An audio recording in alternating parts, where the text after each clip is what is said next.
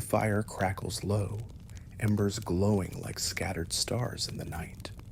The wind hums through the trees, whispering secrets of an age long past. You have returned, traveler, just as I knew you would. The story is not yet finished, and this part is vital. The covenant is broken, and the land lies in ruin. But hope is not lost, for the guardian has yet to wake.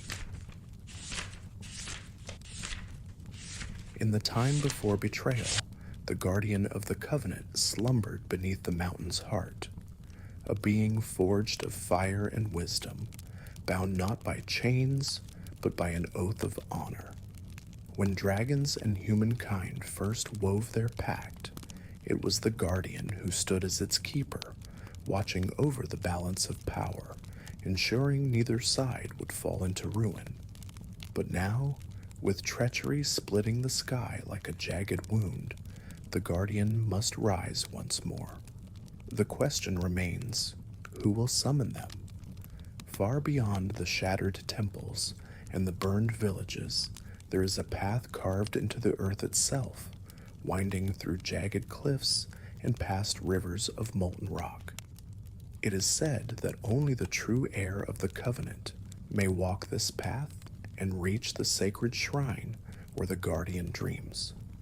Many have tried, drawn by greed or desperation. All have failed. The path does not yield to the unworthy, but one remains, a lone figure, cloaked in determination. The last descendant of the first pact, carrying the weight of ages upon their shoulders. The journey is treacherous. The ground trembles beneath their steps, steam hissing from the cracks in the stone. The closer they come, the heavier the air grows, thick with heat and memory. The mountain knows who approaches. With each step, echoes of the past call out.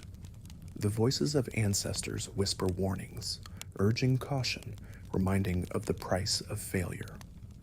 But the air does not waver. They climb higher, past the cliffs blackened by dragonfire, past the remains of those who came before. The shrine is near. At last, they stand before it, a monolith of obsidian and gold, pulsing with an inner glow. The inscription upon its surface is ancient, unreadable to most, but the air knows its meaning by heart. Call, and I shall answer. Prove, and I shall rise. There is no hesitation. They kneel, pressing a hand to the cold stone, and speak the words that have not been spoken for 1,000 years. The mountain trembles. A deep, resonant sound, older than the world itself, rumbles through the earth. The air crackles with energy, the scent of lightning thick in the air. Then, the stone splits apart, molten light spilling through the cracks like rivers of gold.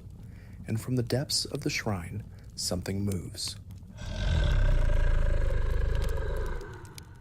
The guardian wakes, eyes like burning suns open for the first time in an age.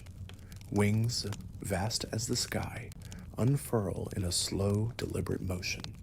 Scales gleam like tempered steel, etched with runes of old. The very air bends around this ancient being, as if the world itself acknowledges their presence. They lift their head, exhaling a breath that turns the air to shimmering heat. And then, they look down upon the one who called them. The air does not bow. They do not cower. Instead, they meet the guardian's gaze with steady resolve, offering not submission, but truth. The covenant is broken. The world is unraveling, and only the guardian can mend what has been lost. A long silence stretches between them, thick with unspoken words. The guardian, once a keeper of peace, had been betrayed by those sworn to protect the balance. But now a new heir stands before them, one who carries the weight of the past without succumbing to it. Slowly, the guardian speaks, their voice like rolling thunder. You have called me from my slumber, but words alone will not bind me to your cause. Show me, child of the covenant, are you worthy? The trial begins. Flames spiral into the air, forming shifting patterns that test both mind and spirit. The heir steps forward, unafraid. They know the stories, the old ways. Strength alone does not summon the guardian. It is wisdom, resolve, and the willingness to sacrifice. The flames dance, twisting into illusions of past and future, showing all that was and all that could be. The heir sees the fall of the dragons, the greed of humankind, the bitter end that awaits if they fail. But they do not look away. Time stretches, the trial pressing upon them, demanding everything they are, and then at last, the fire dims. The guardian watches, their gaze piercing, unreadable. Finally, they nod. You have shown me your heart, and it is steady. The covenant may yet be restored. A gust of wind sweeps through the shrine, carrying with it the first breath of change. The guardian stretches their wings, powerful and unyielding. They are awake once more, bound not by duty, but by choice. And as they rise into the sky, the world itself seems to shift. The war is not over, but hope has returned. The heir watches as the guardian soars, their form vanishing into the clouds, a promise etched into the horizon. The balance will be mended. The battle is not yet won, but the tide has turned. And soon, very soon, the dragons will return. The fire burns low once more, and the night stretches deep. But now, traveler, you know what has come to pass.